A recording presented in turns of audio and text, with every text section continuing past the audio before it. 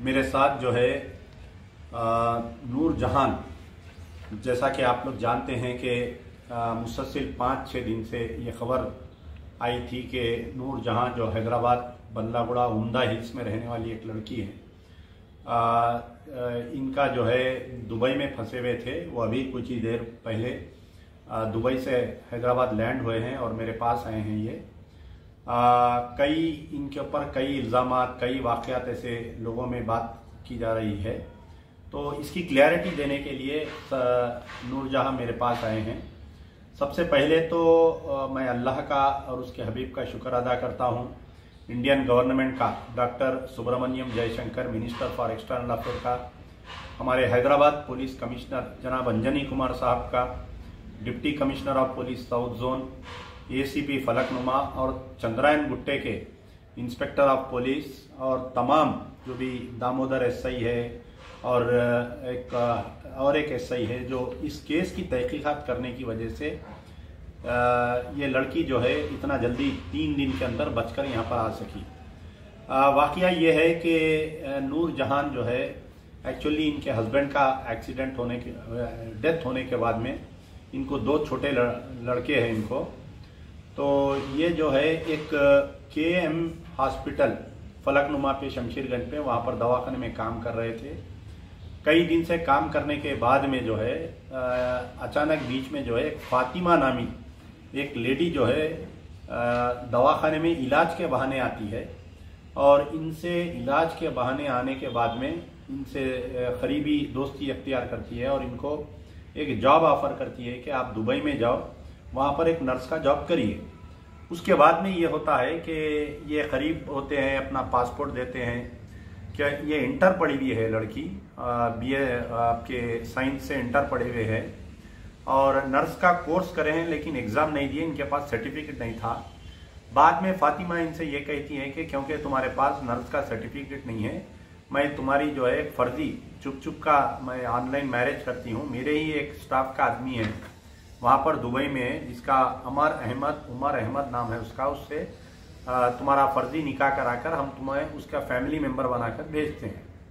तो ये लड़की को जो है फातिमा एजेंट अपने ही घर में बिठाकर इनको पूरा दुल्हन की तरह बनाती है और एक आदमी को बुलाकर, वो पता नहीं वो काजी है क्या है वो नहीं मालूम, इनका कुछ निकाह होता है और निकाह का जो सर्टिफिकेट है, जो मैरिज सर्टिफिकेट है, वो मुंबई के वक्फ बोर्ड से, मुंबई के खजात से इश्यू किया जाता है। हैदराबाद का सर्टिफिकेट नहीं है वो। और एक आदमी को इसमें पेश किया जाता है कि नूर जहां के वालिद है वो आदमी कौन है नहीं मालूम। चंद्रायन गुट्टा पुलिस उसकी तहकीकात कर रही है। 15 दिसंबर के दिन इनको यहाँ से दुबई भेजा जाता है। जब ये दुबई जाते हैं, उमर अहमद इनको रिसीव करके शारजा अपने मकान पर लेकर जाता है। वहाँ पर जब ये शारजा में मकान में जाते हैं तो एक वहाँ पर मौजूद एक लड़की रहती है जिसका नाम है नाजनीन। ये लड़की नाजनीन वही है जो फातिमा के साथ इनके दवाखाने पर आती थी। तो पहले तो ये बोली कि मेरी बेटी है बोलकर मिलाती थी। बाद में नाजनीन इनको ये कही कि मैं जो है यहाँ पर कुछ कंट्रैक्ट में, मुझे 2 लाख रुपए की ज़रूरत थी। मैं जो है ये उमर अहमद से कंट्रैक्ट मैरिज करके 3 महीने का यहाँ पर आई थी 2 लाख रुपए लेके, क्योंकि मेरे वालिदा की तबीयत बहुत ख़राब है। मैं जो है 1 महीने के अंदर ये कॉन्ट्रैक्ट ब्रेक करके वापस जा रही हूँ।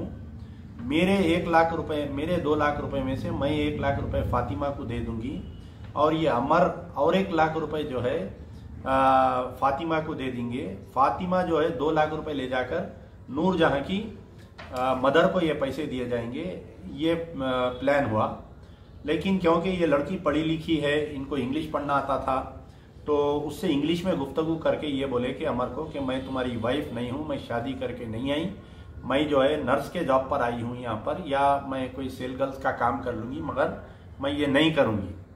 बाद में ये होता है कि जैसा ही इन्हों यहाँ पर पहुँचे, नाजनीन वहाँ से निकलकर हैदराबाद आ जाती है और ये फातिमा जो है इनकी वालिदा को घर पे जाकर वहाँ पर बिठाकर अपने ऑटो में ले जाकर गुलजार हाउस पे एक सोने चांदी की दुकान पर ले जाकर इनके गोद में 2 लाख रुपए रख के एक वीडियो बनाती है और वापिस फिर वो पैसे करके इनको लाके घर पे छोड़ देती।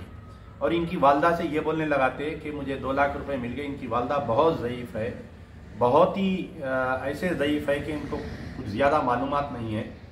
तो जब ये वीडियो वहाँ पर दुबई में देखते हैं कि वालदा मेरे 2 लाख रुपए ले लिए और मुझे बेच दिए, मुझे मेरी शादी हो गई इनसे, तो उन्हें जो है कुछ जूस में मिलाकर इनके साथ बदतमीज़ी करता है। 3 दिन तक इनको बंद करके इनके साथ बहुत बदतमीज़ी की गई। बाद में ये लड़की एक प्रिटेंड करती है कि मैं तेरे साथ खुश हूँ, मैं वैसा हूँ। उसके बाद में जो है ये हॉस्पिटल जाती है, वहाँ पर दुबई की, वहाँ पर एक दवाखाने में नर्स को बोलती है, नर्स दुबई की पुलिस को लाती है। दुबई की पुलिस आकर इनका पूरा डिटेल लेकर बाद में जो है इनको इंडियन एसोसिएशन के हैंडओवर करती है। और इंडियन एसोसिएशन जब इनको ले जाकर कोविड टेस्ट करते हैं तो पहले तो बोलते हैं कि नेगेटिव रिपोर्ट आई, फिर बाद में ये मालूम हुआ कि पॉजिटिव आई। तो इनको एक बिल्कुल छोटे कमरे में आइसोलेशन में पत्थर पे रखे। वहाँ से ये वीडियो जब 15 दिन गुजर गए उस घर में अंधेरे में रखे, इनको बिल्कुल ना खाना ना पानी, कभी दिए तो दिए खाना, कभी नहीं। फ़ोन खींच लिए थे इनका, बड़ी मुश्किल से इनका फ़ोन वापस मिला। तो वहाँ से वो वीडियो मुझे बनाकर भेजे। मैं डॉक्टर सुब्रमण्यम जयशंकर को इनकी वालदा की तरफ से कंप्लेंट किया और वो वीडियो जैसा ही ट्वीट किया, हंगामा हुआ। जितने भी हैदराबादी लोग हैं मैं तमाम को शुक्रिया अदा करता हूँ। ख़ास तौर पर साला महमूदी साहब को मैं शुक्रिया अदा करता हूँ कि सबसे पहले मुझे कॉल किए, इनके इंडियन एसोसिएशन पर जाकर उनसे मुलाकात किए, जो विपुल सर है इंडियन एसोसिएशन के, उनसे मुलाकात करके फिर ये लड़की को जो है इंडियन काउंसलेट अपने कब्जे में लेती है और इंडियन गवर्नमेंट की तरफ से टिकट देकर इनको यहाँ पर भेजा जाता है। तो सबसे पहले तो चंद्रायनगुट्टा पुलिस इसका इन्वेस्टिगेशन कर रही है। ये फातिमा एक नहीं है, इसके अंदर जो है और कई 2-3 लेडी एजेंट्स हैं जो ऐसा बच्चियों को फंसा रहे हैं। ये नाजनीन कौन है इसको भी पुलिस ढूंढ रही है। वो काजी कौन है जो निकाह पढ़ाया उसको भी ढूंढ रही है। कल जो है चंद्रायनगुट्टा पुलिस जाकर वो जो सोने चांदी की दुकान पे इनकी वालदा को बिठाकर 2 लाख देकर फिर वो रिटर्न किए। वो सीसीटीवी कैमरे से पूरा रिकवर हो गया, सीसीटीवी कैमरे से। तो ये पूरा वाकया पेश आया है। होना तो ये चाहिए था कि उसके ऊपर वहाँ पर दुबई की पुलिस में रेप केस बुक करके उसको गिरफ्तार करके उसको डिपोर्ट करना चाहिए था। वैसा नहीं हुआ। लेकिन इस मजलूम के ऊपर 50 इल्ज़ामात लग रहे हैं। किसी पर इल्ज़ाम लगाना बहुत आसान है, लेकिन उसकी बेगुनाही साबित करना बहुत मुश्किल हो जाता है जब अगर कोई लड़की होती है। यकीनन इनकी मजबूरी थी। इन फातिमा के बातों में आ गए कि दुबई जाऊंगी, यहाँ पर मैं 10,000 रुपये कमा रही हूँ, वहाँ पर 40,000 रुपये मिलेंगे, ये लालच में आ गए। क्योंकि इनके 2 मासूम बच्चे हैं, बेवा है ये। अगर ये लड़की कुछ अपने कैरेक्टर ख़राब रहते तो यहीं दुबई जाकर क्यों ऐसे हरकत करते, यहीं ऐसे हरकत कर सकते थे। अगर ये लड़की की कैरेक्टर ख़राब होते तो वहाँ पर उससे एडजस्ट हो जाते थे, पुलिस में जाके कंप्लेंट नहीं करते थे। तो ऐसे कई सवालात लोग मुझसे सोशल मीडिया पे पूछ रहे थे। आज लड़की आ गई है, अल्लाह का शुक्र है। मैं फिर से दोबारा डॉक्टर सुब्रमण्यम जयशंकर साहब का मैं शुक्रिया अदा करूँगा और Indian embassy in UAE Abu Dhabi का मैं शुक्रिया अदा करूँगा, इंडियन काउंसलेट जनरल का मैं शुक्रिया अदा करूँगा दुबई में, और जो इंडियन एसोसिएशन वाले इस लड़की को 15 दिन रखे, उसका टेस्ट करवाए, उसको भेजे, मैं उनका भी शुक्रिया अदा करूंगा। विपुल सर का भी शुक्रिया अदा करूंगा और जितने हैदराबादी लोग हैं जो इसमें काम किए, इन तमाम का भी मैं शुक्रिया अदा करूंगा। ख़ास तौर पर हमारे हैदराबाद पुलिस कमिश्नर का, क्योंकि बहुत चुस्ती से काम किए। इससे अगर वो एजेंटों को अंदर नहीं डालते तो इतना जल्दी ये लड़की आ नहीं सकती थी। सख्ती से कार्रवाई करिए, बिल्कुल मेरी गुजारिश है चंद्रायनगुट्टा इंस्पेक्टर से, एसीपी फलकनुमा से, डीसीपी साउथ जोन से, कि ये पूरा रैकेट चल रहा है पूरा हैदराबाद में, इसको बेनकाब करिए। पूरे एजेंट्स को irrespective of whether they are ladies और जेंट्स, पीडी एक्ट डाल के 2-2 साल इन लोगों को भेजिए ताकि ऐसे बच्चियों के जिंदगियां खराब नहीं हो सकते। मैं दोबारा शुक्रिया अदा करूंगा। मैं नूरजहां से गुजारिश करूंगा कि आप पूरा वाकया क्या हुआ शुरू से बताइए। अस्सलाम वालेकुम, मेरा नाम नूरजहां है। मैं बल्लागुड़ा उम्दा हिल कॉलोनी के रहने वाली हूँ। मैं अल्हम्दुलिल्लाह, मेरे 2 बच्चे हैं। मेरे हस्बैंड का इंतकाल होने की वजह से मैं हॉस्पिटल में शमशीरगंज पे जॉब करती हूँ। 3 साल से जॉब कर रही हूँ। अल्हम्दुलिल्लाह मेरे को 6 साल का एक्सपीरियंस है। बाकी से 2nd ईयर पढ़े हुए हैं, नर्सिंग MPHW पढ़े, लेकिन एग्ज़ाम नहीं दे सके क्योंकि उतनी गुंजाइश नहीं थी। तो बच्चों को देखने के खातिर हम हॉस्पिटल ज्वाइन करें और जॉब करके अल्हम्दुलिल्लाह WTI करके 12,000 रुपये कमा लेते, अच्छे से गुजारा कर भी ले रहे थे। मम्मी के साथ रहते, बच्चों को ले लेके बहुत अच्छी ज़िंदगी गुजर रही थी। एक फातिमा नाम की औरत हॉस्पिटल में आती है, दोस्ती करती है, नूरजहां मेरे थोड़ा इन्फेक्शन हो गया, मेरे को घर पे आके मेडिकेशन दिए तो मैं इतने पैसे देती हूँ तुम्हारा, इतना ऐसा करती हूँ मैं। तो आंटी मैं 200 नहीं, मेरे को आने जाने का किराया वगैरह सब देते पर आप मेरे को वो करना। तो हाँ मैं दे देती हूँ, तुम चलो मेरे साथ। तो वो ऑटो खुद ही ले लेकर आते थे, हॉस्पिटल के आसपास ठहर के ऑटो में बिठा लेके जाना। मेडिकेशन सब हो जाने के बाद घर पे भी लेके जाके छोड़ते थे उन्होंने को। फिर मेरे को ऐसे ही 2-3 बार घर पे बुला के दोस्ती करके बोले नूरजहां मैं बहुत सारे लड़कियों को बाहर भेजी हूँ, अल्हम्दुलिल्लाह सब जने सेट है, मेरे को फोना करते, मेरे को दुआएं देते, मेरे को बहुत वो करते। मैं तुम्हारा एक माँ बन के एक तुम्हारी मदद करना चाह रही हूँ, तुम्हारा ऐसा है ना, बच्चे हैं, तुम्हारे हस्बैंड नहीं है, कुछ भी नहीं है, तो मैं तुम्हारा बाहर भेजती हूँ, वीज़ा टिकट हर चीज़ मैं लगा लेती हूँ, कुछ भी लगाने की ज़रूरत नहीं है तुम्हारे को, मैं सब कर लेती हूँ। तो मैं क्या बोले, नहीं आंटी मैं अल्हम्दुलिल्लाह ठीक हूँ, देखो वहाँ पे 50,000, यहाँ तुम 12,000 कमा रहे, वहाँ 50,000, तुम कुछ भी जमा कर ले सकते, कुछ भी कर ले सकते, तुम तुम्हारे फ्यूचर के लिए किसी के सामने हाथ फैलाने की जरूरत नहीं रहती, कुछ भी नहीं रहता। आज अल्हम्दुलिल्लाह अच्छी जिंदगी रहती। ये सोच के बस हमारे बच्चों का सोच के अच्छा करेंगे, हमारे घर का, हमारे बच्चों का फ्यूचर बनाएंगे, पढ़ाई लिखाई हर चीज देंगे, ये सोच के हम कदम उठाए थे। दोनों वीजा हम बोले थे, वीजा के लिए पैसे नहीं है और टिकट के लिए भी पैसे नहीं है, तो नहीं सब मैं कर लेती हूँ, तुमको कुछ भी करने की जरूरत नहीं है, यही बोले। ठीक है आंटी, ये पासपोर्ट है, आधार कार्ड मंगाए थे, आधार कार्ड भी दिए, फोटोज मंगाए, फोटोज भी दिए। उन्होंने 1 हफ्ते तक पासपोर्ट भी रख लिए, 15 दिन तक पासपोर्ट भी रख लिए, आधार कार्ड भी रख लिए, फोटोज भी रख लिए। फिर 15 दिन के बाद फोन करके बोलते नूरजहां घर पे आओ, थोड़ा काम है। ड्यूटी खत्म करके उनके घर पे गए तो उन्होंने बोलते नूरजहां तुम्हारा वीजा नहीं लग रहा, तुम्हारे पास ऐसा नर्सिंग का सर्टिफिकेट नहीं है ना, BPC का है, तो मैं तुम्हारा क्या करती हूँ, हमारे घर के है, उन्होंने पहचान की है, अपनी हेल्प करते, तो तुम एक नकली ऑनलाइन पे निकाह रहता, नकली रहता, ओरिजिनल नहीं रहता, उसके पेपर वगैरह कुछ भी नहीं रहते, खाली तुम साइन करना रहता। उन्होंने वहाँ हॉस्पिटल में शो ऑफ करते मेरी फैमिली है, ऐसा इन्होंने हॉस्पिटल में जॉब करना चाह रहे, यहाँ पे वीजा लगाना है बोल के बस बता के वीजा निकालते उन्होंने, तुम्हारा तुम साइन कर दो, हो जाता काम, कुछ भी नहीं रहता, रुकावट नहीं आती। साइन मैं बोले क्या रहता आंटी, बोले तो नहीं निकाह रहता वहाँ ऑनलाइन। नहीं मैं मम्मी को बुलाती हूँ, कहीं को बुलाते तो मम्मी को जरूरत नहीं है ऐसे कामों में, मम्मी को बुलाते, तुम्हारे मम्मी बुढ़े जरा वो है, फिर मम्मी अच्छा नक्को बोले तो क्या करते, हम लोग कर रहे ना, हम लोग मैं माँ बन के करती हूँ तुम्हारी, मेरे भाई आते हो तुम्हारे बाबा बनते, ऐसा बोल के बोले तो नहीं आंटी मैं एक बार मम्मी हमारे घर वालों से बात करती हूँ, नहीं जरूरत नहीं है, वैसा रहा तो तुम नको, तो ऐसा डरा के चलो ठीक है। हम बोले आप माँ बनते बोले ना, आपके ऊपर भरोसा कर रहे हम, वीजा के लिए है ना और कुछ भी नहीं है बोल के ओके करके थोड़ा हम लोग क्या करें, घर में कपड़े ला लो बोले, घर में तैयार वगैरह, हम समझे खाली ऐसे ही ड्रेस पे साइन करना पड़ता बोल के ऐसे ही सिंपल है, नहीं तैयार हो जाओ मनूर, वीडियो निकाल के वहाँ पे भेजेंगे अपन, अच्छा रहता।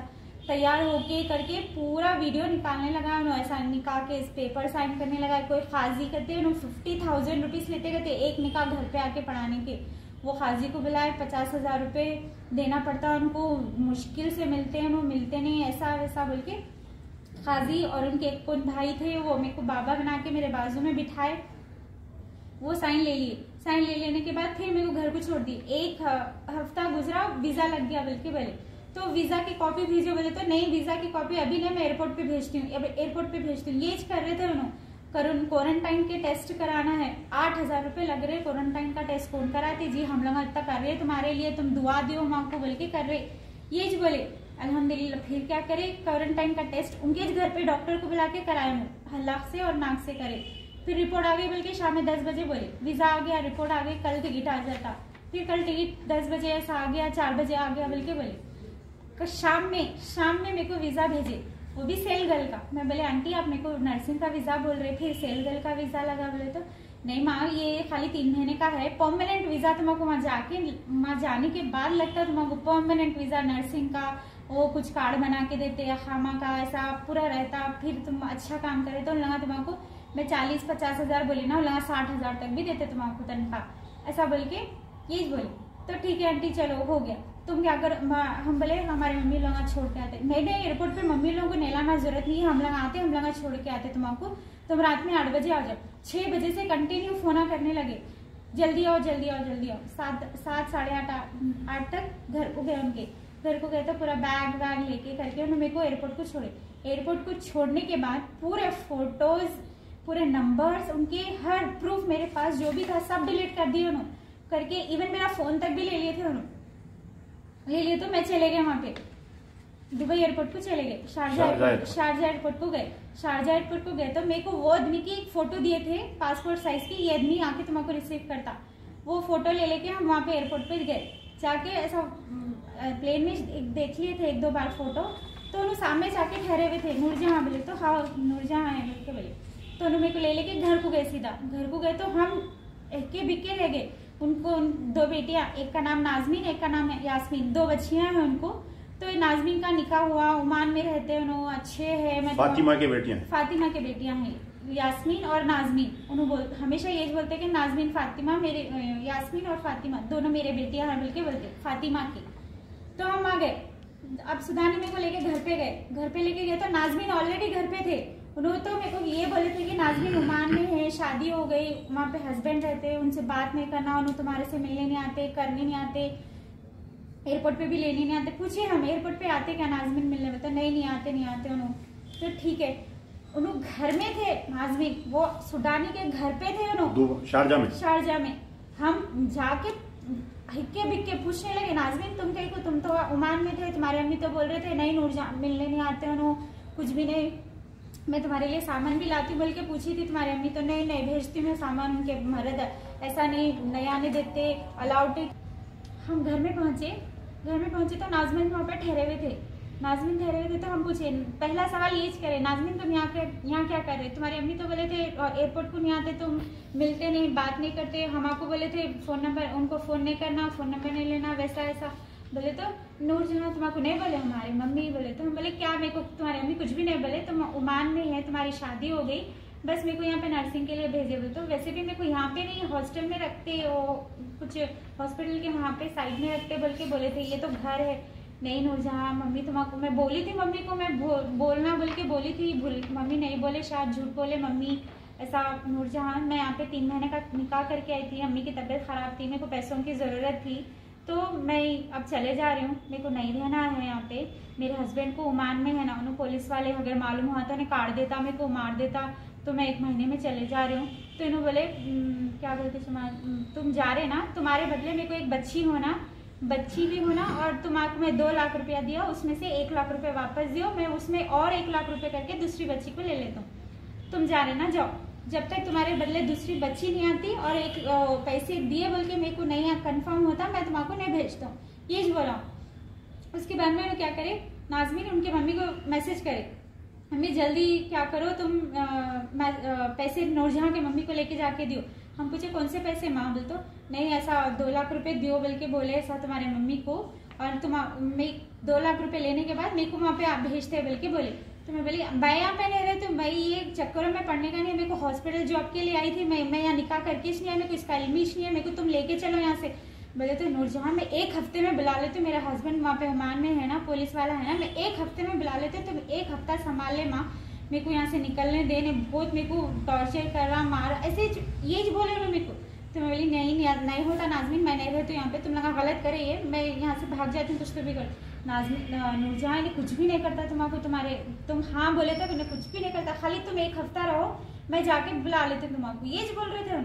तो मैं बोली नहीं नाजमीन मेरे को, मैं नहीं रहती, मान मेरे को भी लेके चलो, मेरे को डर लग रहा है, तुम कुछ उन्होंने मार रहे, बोले तुम मेरे को नहीं मारते क्या। फिर उन्होंने जाके ना मेरे मम्मी को पैसे दिए, बोल रहे वो कहाँ है, वीडियो कहाँ है, पैसे कहाँ है, मेरे मम्मी को 1 रुपया नहीं दिया, मेरे हाथ में तुम्हारे मम्मी ऐसे ताने सुना रहे थे, 2 लाख का वीजा लगाया मैं, 2 लाख की 1 लाख की टिकट लगाई मैं, तुमको कौन लगाते जी, तुम्हारे लिए इतना करी मैं, वो ये बोल के मेरे को ताने सुना रहे थे तुम्हारे मम्मी। फिर ऐसा कैसा, तो उनके हाथ में एक फोन था, वो सुडानी उनको दिया था, वो फोन मेरे को दे दिया, एक सिम भी डली हुई थी उसमें, वो दे दिया। तो मैं उससे क्या करी, जल्दी मम्मी को कॉल करी, मम्मी ऐसी की बात ऐसी है, मम्मी परेशान हो गए हमारे, तो बेटे कहाँ जाके फंस गए माँ, तुम ऐसा बोले तो मेरी मम्मी ऐसा ऐसा बोल रहे, ऐसा बोले तो उन्होंने क्या करे, मम्मी को घर पे आके मम्मी को सोना चांदी की दुकान पे लेके जाके बिठा के एक वीडियो बनाए कि मेरे मम्मी उनके हाथ से 2 लाख रुपए लिए, लेके वो बना के वीडियो मेरे मम्मी को सेंड करे। मम्मी से ये बोलने लगा, अगर तू ये वीडियो में नहीं बोली तो मेरे बच्चों को उठा लेते, कुछ तो भी कर देते मेरे बच्चों को। बल्कि वो सलीम नाम का आदमी मेरे बच्चों को उठा लेते, बल्कि धमकी दे रहा,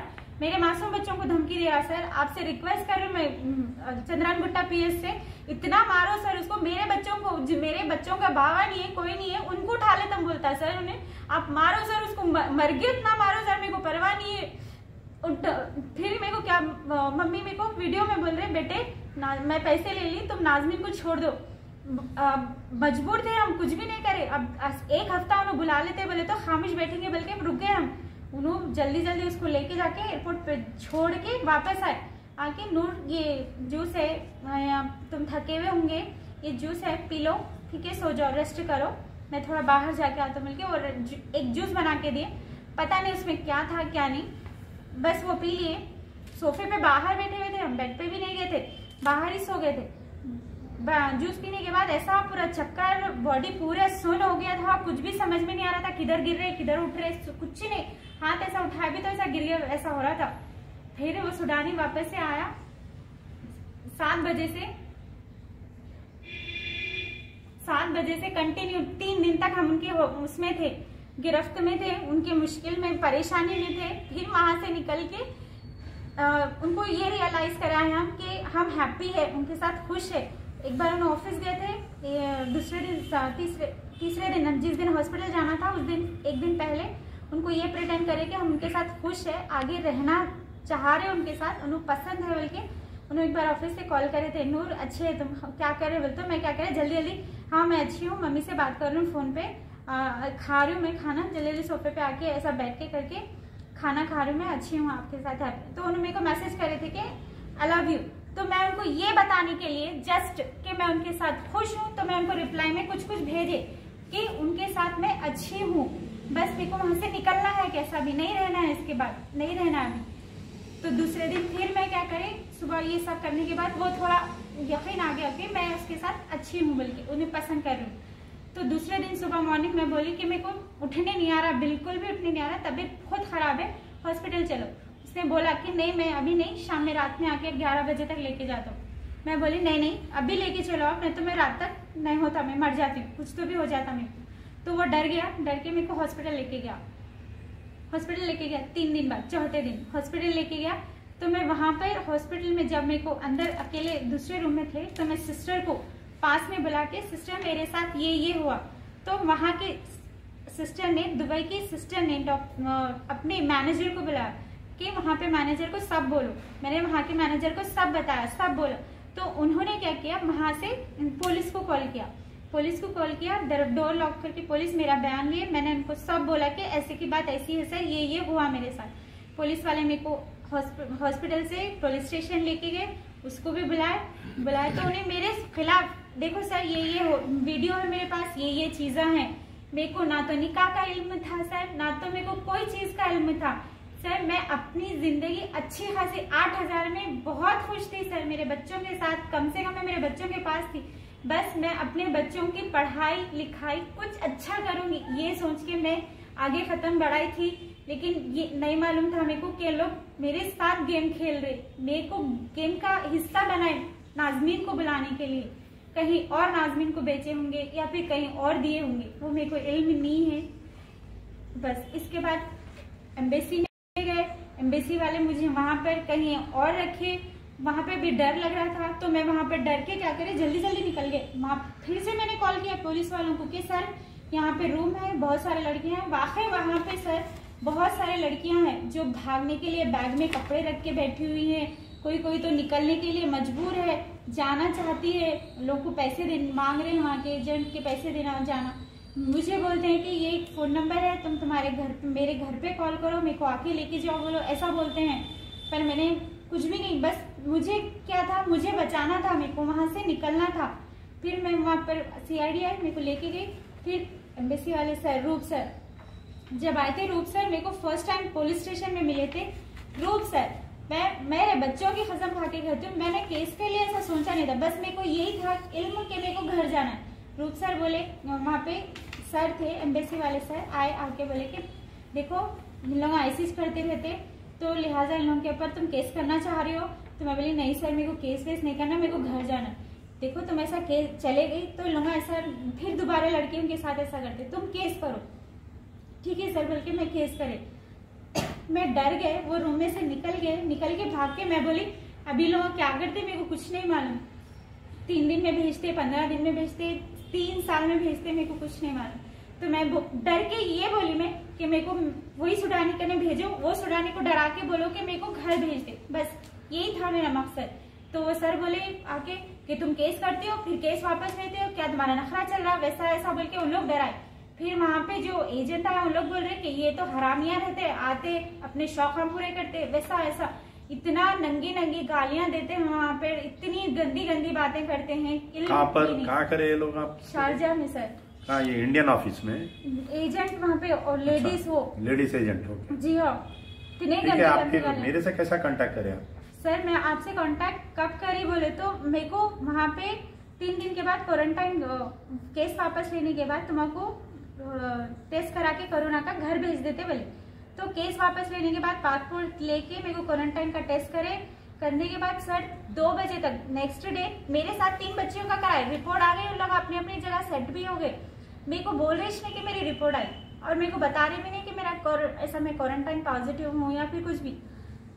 मैंने बोला भी कि मैडम मेरे को एक बार प्लीज रिपोर्ट बताओ, नरगिस मैडम नहीं बता रहे, मेरे को शो ऑफ भी नहीं कर रहे। ठीक है, अब आप जो है आ तो गए, अब आप मजीद बच्चियों के लिए क्या आपका मैसेज है वो बोलिए, कि जैसा और लोग कई लोग हैं जानने वाले यहाँ पर जो बच्ची जाना चाह रही, मैं उन लोगों से रिक्वेस्ट कर रही हूँ, आजीजी कर रही हूँ, देखो बहना कोई मत जाओ, ये सब जने झूठे एजेंटा आप लोगों को झूठी तसल्ली दे रहे कि वहाँ पे अच्छा जॉब है, अच्छा काम है, आप लोगों से पैसे ले रहे वीजा के लिए, इसके लिए। वहां पर जाके आज आपके साथ 50,000 रुपए ले रहे, वहां जाके आपसे डबल पैसा मांग रहे हो लोग। काम अब कुछ नहीं है, दुबई में सऊदी में कहीं पे भी कुछ भी नहीं है। 10-10 दिन 4-4 दिन कामों पे छोड़ रहे, तुम आने के बाद वो 4 दिन के काम के वो पैसे वो लोग ही ले रहे, तुम्हारा जाना नहीं है। देखो बहना, आप लोग अपनी हिफाजत खुद करो, रिक्वेस्ट कर रही हूँ मैं आप लोगों की। मैं तो बच के आ गई सर की वजह से, अल्हम्दुलिल्लाह, अल्लाह का शुक्र, और सर का भी मैं बहुत शुक्र अदा करती हूँ। मैं 3 दिन में बच के आ गई, लेकिन मेरे को इल्म ही नहीं था मैं 3 दिन में आती, फंस गई थी मैं, बहुत बुरा फंस गई थी मैं। अल्लाह का लाख शुक्र है, सर मेरे को बचा के ला ली।